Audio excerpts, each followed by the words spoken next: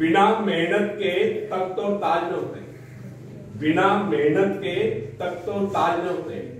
ढूंढ लेते हैं जुगनू अंधेरे में भी मंजिल, ढूंढ लेते हैं जुगनू अंधेरे में भी मंजिल, क्योंकि वे किसी बाहरी रोशनी के मोहताज न होते, वे स्वयं प्रकाशित होते। धन्यवाद।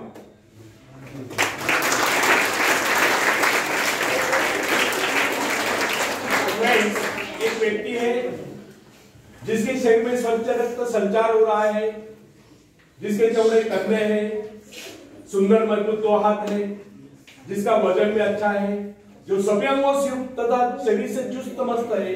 ऐसा व्यक्ति अगर दूसरों से सहायता मांगता है तो आप उसे क्या करेंगे, उसके बारे में क्या सोचेंगे? अवश्य वह सर्वांग संपन्न होकर भी अपंग कहलाएगा। आप ऐसे अपंग मत बनिए, आप सामर्थ्यवान बनकर दिखाइए, आप ऐसे बनकर दिखाए कि लोग आपसे सहायता पाने की चेष्टा करें। क्या आपको पता है कि आप जिन लोगों को जानते हैं उनमें बहुत से ऐसे हैं जिन्हें किसी दूसरों से सहायता की प्रतीक्षा है। सही बात तो यह है कि उनमें से बहुत से लोगों को इस बात का भी पता नहीं कि उन्हें जो सहायता चाहिए वो कहां से मिलने वाली, फिर भी वे इंतजार करते और सोचते रहते बस अब उनका काम बनने वाला है, उन्नति के द्वार खुलने वाले हैं, कोई उनकी मदद के लिए आएगा, उनके सारे कष्ट दूर हो जाएंगे। क्या ऐसा संभव है? वास्तव में कोई किसी की सहायता करता है? ऐसे सोचने वालों ने अपने गिरेबान में झांक कर देखना चाहिए, क्या उन्होंने किसी दूसरों की कितनी सहायता की, उन्होंने आज तक किसकी कितनी मदद की है? क्या कोई ऐसा व्यक्ति है जो कहे कि उन्होंने उससे सहायता की थी इसलिए वो आज उन्नति की चोटी पर है? फ्रेंड्स, यदि आपने या उन्होंने किसी दूसरों की सहायता नहीं की तो फिर किसी दूसरों से सहायता की प्रतीक्षा करो। ऐसे लोग केवल अपने भूल के कारण आगे बढ़ने से रह जाते हैं। हर इंसान को चाहिए कि वह केवल अपने सहारे आगे बढ़े, लौटने के रास्ते से मोह फेंकर बिना किसी के सहारे आगे बढ़ता जाइए। आत्मनिर्भरता से तो मनुष्य की शक्तियां विराट रूप धारण करके प्रकट होती है। आत्मविश्वासी सफलता की नींव है।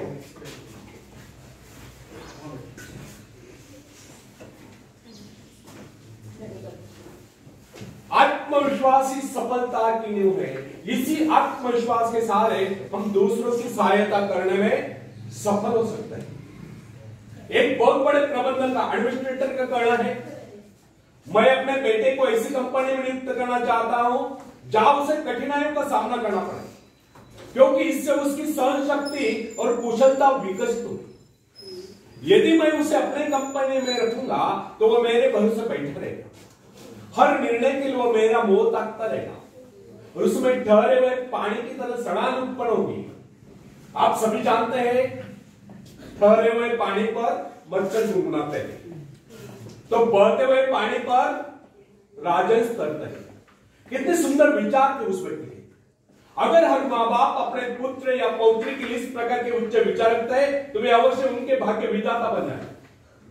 जो माँ बाप अपने बेटों या बेटियों को अधिक लाड प्यार से बिगाड़ देते हैं कि बच्चा जब चाहे स्कूल जाए, जब चाहे छुट्टी कर ले, जब चाहे कॉलेज जाए, जब चाहे छुट्टी कर ले, जब चाहे काम पर जाए, जब चाहे छुट्टी कर ले, तो ऐसे बच्चे भविष्य में कुछ नहीं कर पाते, उनका तो भविष्य नष्ट होता है।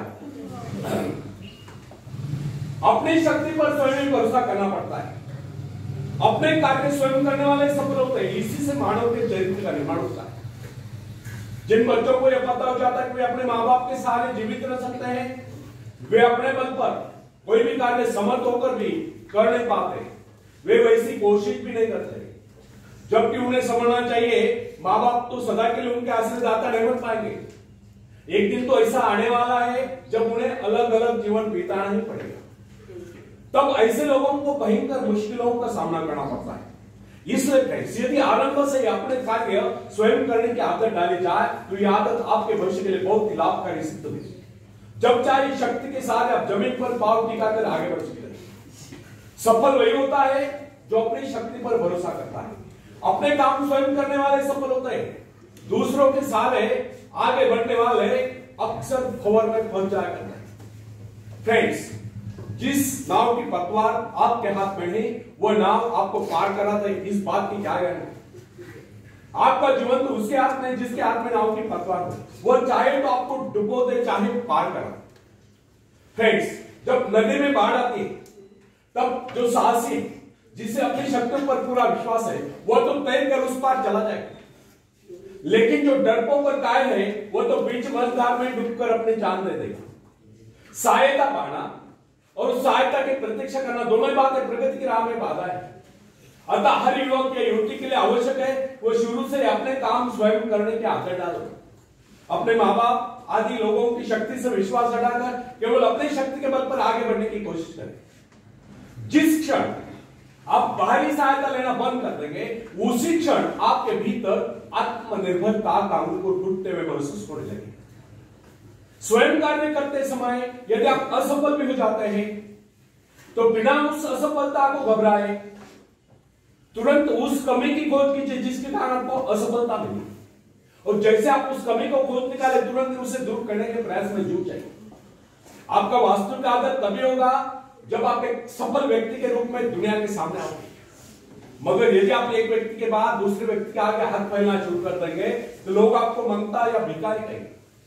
अतः आप ये प्रण कर ले कि आपको केवल अपने भरोसे जीना है, ना कि किसी की दया पर, क्योंकि बाहरी सहायता किसी वक्त ही वरदान सिद्ध होगी, अधिकतर समय अभिशाप ही सिद्ध होगी। फ्रेंड्स, बाहरी सहायता मनुष्य की काम करने की गति को मंद करके शरीर में सुस्ती ला देती है।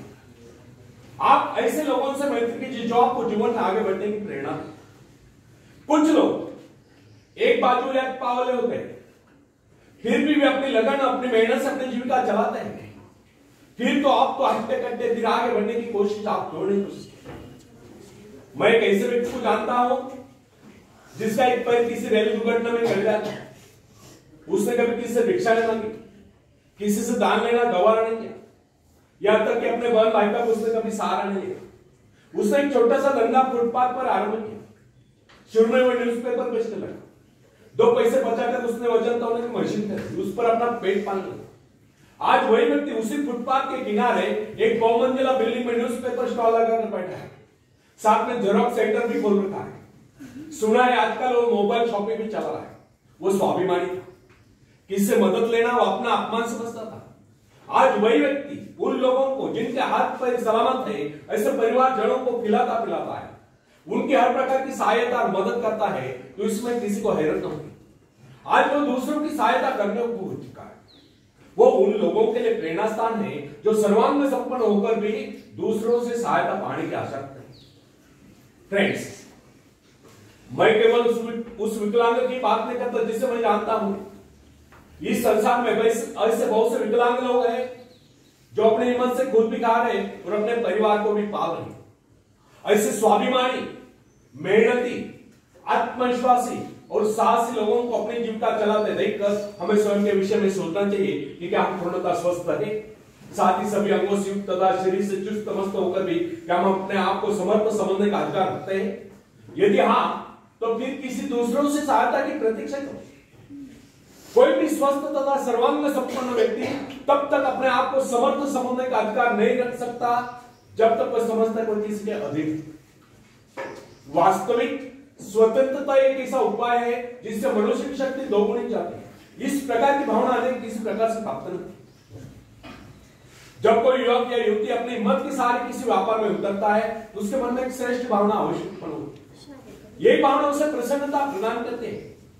इससे पहले किसी का अधीन होकर चाहे वह कितना ही बड़ा कारोबार क्यों न कर चुका हो, परंतु उसे स्वतंत्रता से अपने आत्मविश्वास के सहारे साहस के साथ काम करने में एक नए आनंद का एहसास होता है।